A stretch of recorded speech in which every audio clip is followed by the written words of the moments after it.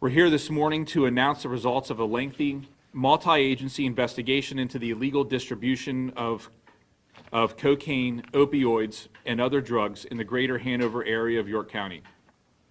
This 2-year investigation, which remains ongoing, resulted in the arrest of 37 people engaged in the possession and distribution of those illegal drugs. This joint investigation by the York County Drug Task Force, the Hanover Borough Police Department, Northern Regional Police Department, Penn Township Police Department, the FBI, and the Pennsylvania State Police began in November of 2021, where an individual, Billy Austin Norris of Gettysburg, was arrested on charges of the delivery of cocaine, which ultimately led to the discovery and arrest of many individuals, both separate and together, trafficking illegal narcotics throughout southwest York County and in one instance throughout the country. We've provided you with a detailed list of those individuals that have been charged to this point. There are 3 individuals that I'd like to discuss separately. The first case involves Darnell Harris. During this investigation, police officers determined that Harris was operating a cocaine delivery ring in the Hanover area and West Manchester Township. On some occasions, Harris would deliver cocaine to other persons or would send one of his associates, one of his co-defendants, to meet the buyer. They would often operate out of motel rooms in the Hanover area. Police determined that Harris was storing larger quantities of cocaine at a residence on Girard Avenue in York City.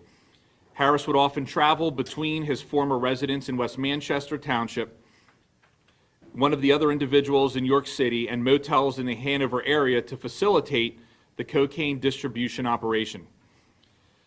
Harris and co-defendant Amber Hall were arrested on September 8th of 2023 after delivering cocaine to another person.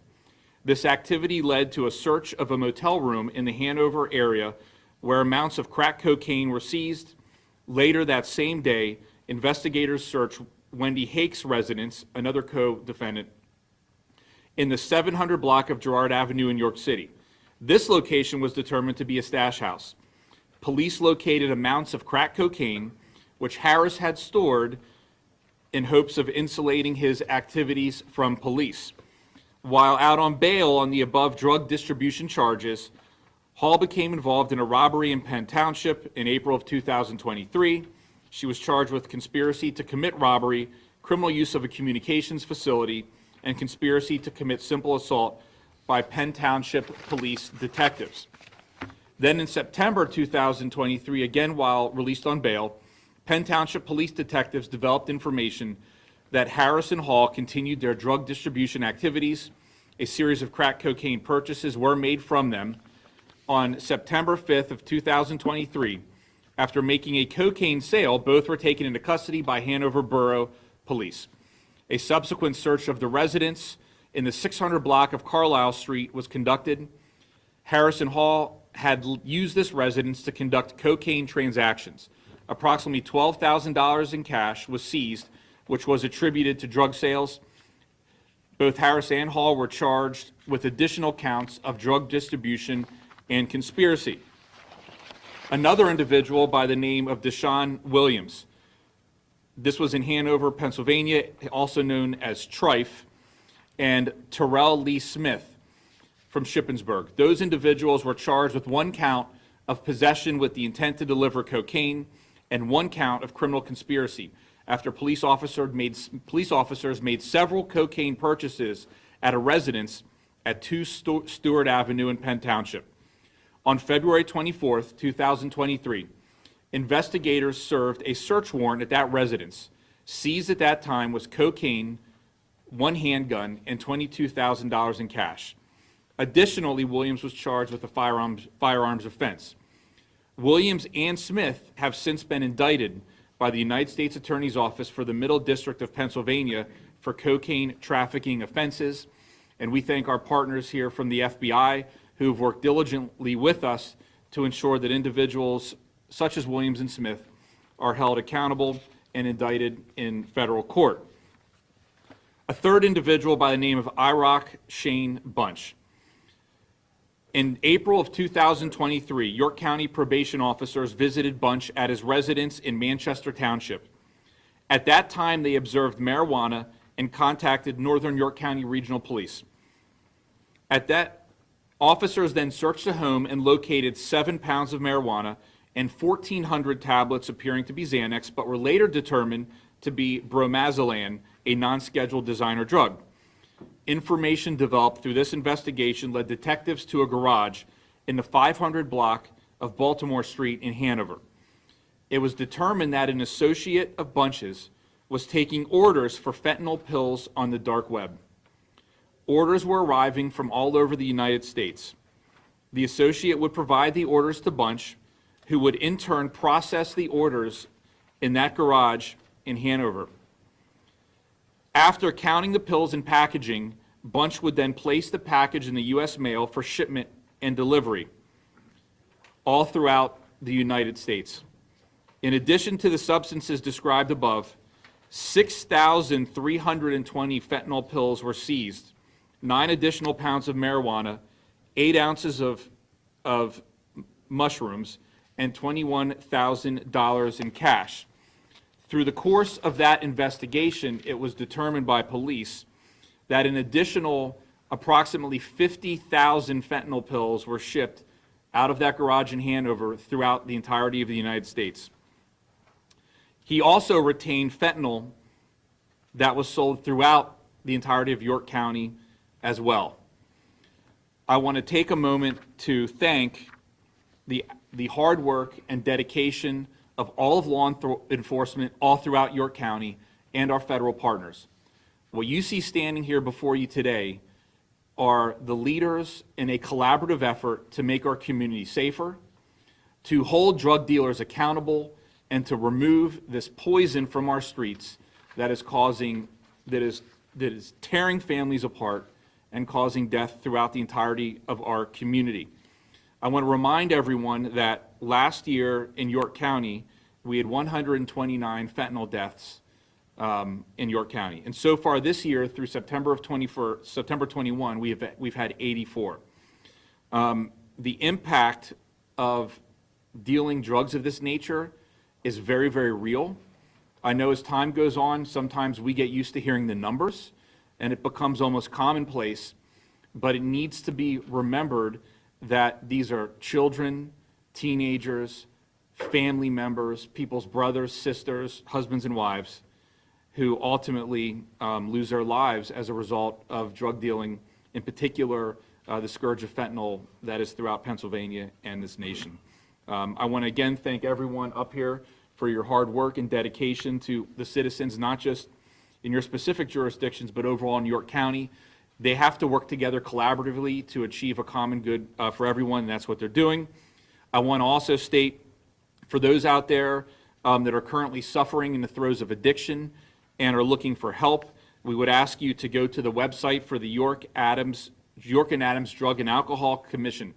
If you go to that website, there will be a link, and it'll show different resources that will direct people to places where they can get help, be it detox or treatment or whatever they need, whatever help that they may need. I also want to remind everyone that the individuals that have been arrested that we're discussing today are all innocent until proven guilty in a court of law beyond a reasonable doubt.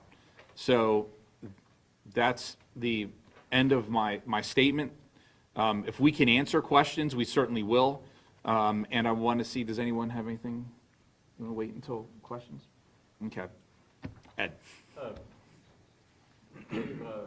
So who are the ringleaders and what is the relationship between them and the others? So there's 2 parts to that. The first part is, and I said this initially, that what we did was we focused on this region and put resources, additional resources into it. In particular, the Drug Task Force, working collaboratively with the Hanover Borough Police, Penn Township Police, Northern Regional, and everybody. And through the course of that, what we discovered was there were different cocaine distribution, I'll say, networks that were occurring. And then from that, the investigations, one led to another, which led to another, which resulted in some which are conspiracies of a small magnitude, meaning 1 or 2 people. Others are individual actors And then you have a larger one like IROC Bunch, who is collaborating in a larger conspiracy that is receiving and distributing fentanyl throughout the United States. So simply put, some are independents, for lack of a better word, and some are working together as a gang. That's absolutely right, absolutely right. How does this compare to like other drug busts throughout, that you guys have handled throughout York County? Is this one of the larger ones that you've seen, or?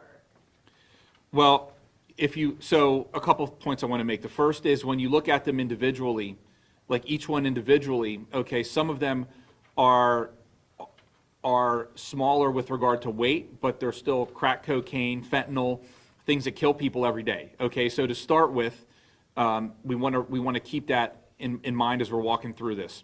When we look at the actions, for example, of Mr. Bunch, okay, and we look at the allegations in which he was receiving fentanyl here from other places, utilizing the dark web for people to mask their identity and remain anonymous, and then basically having a hub in Hanover where those are then being shipped out throughout the entirety of the United States, then I would view that as one of the most, one of the most, I don't know how, one of the major busts that we've seen in many, many years, in particular with an understanding that such small amounts of fentanyl can cause death.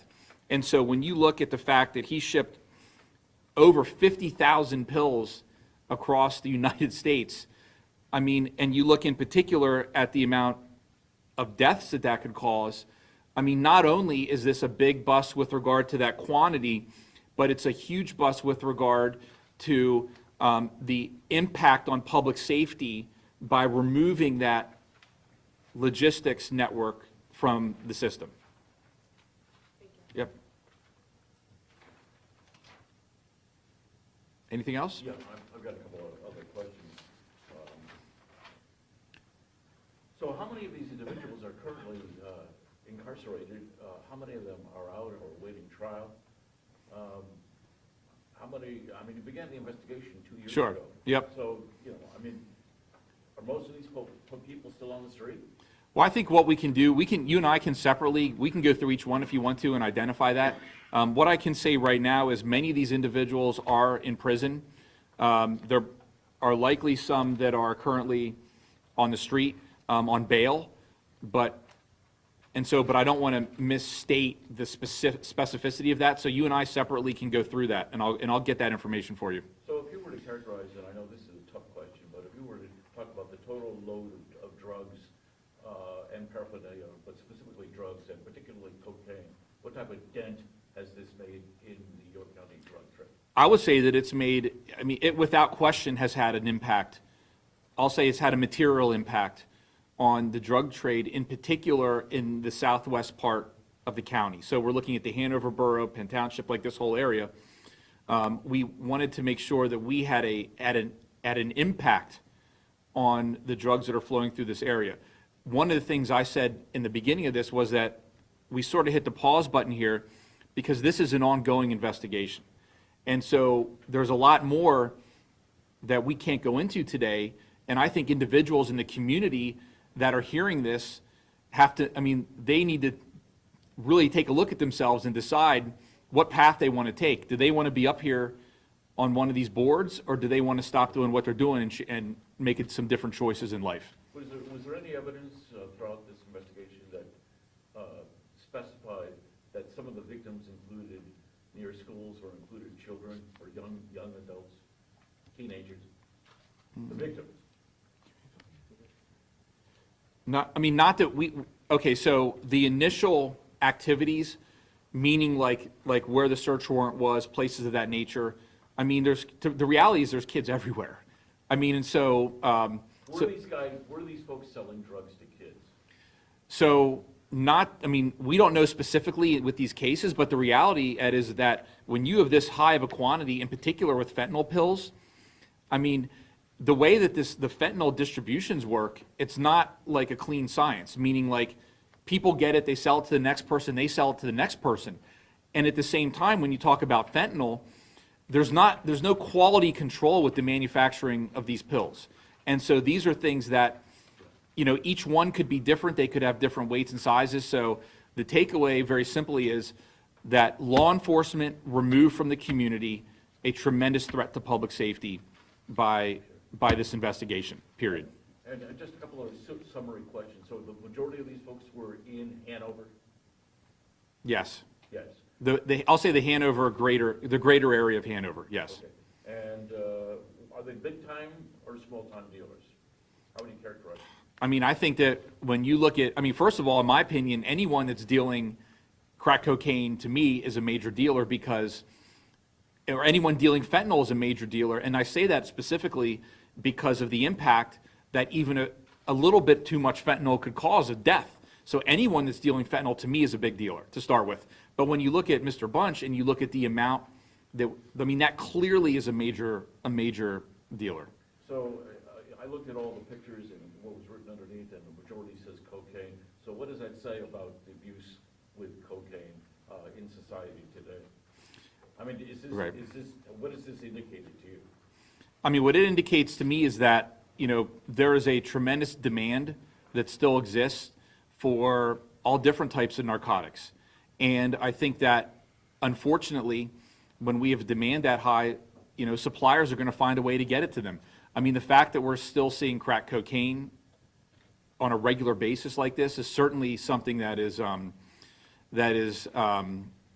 scary, okay? And at the same time, when you're seeing in that same marketplace fentanyl being sold and purchased and used, well, that obviously makes it even worse.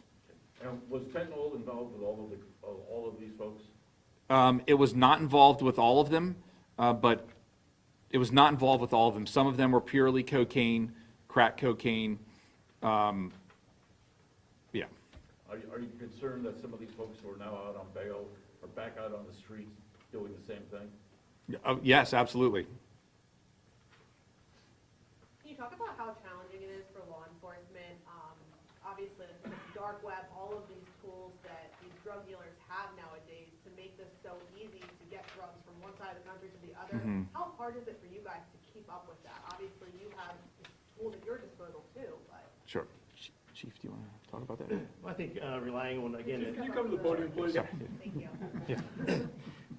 I believe relying on the cooperation effort of all the law enforcement agencies, especially the County Drug Task Force, where you have expertise, that helps more of the local law enforcement agencies keep up to date with that as far as the dark web and what goes on there.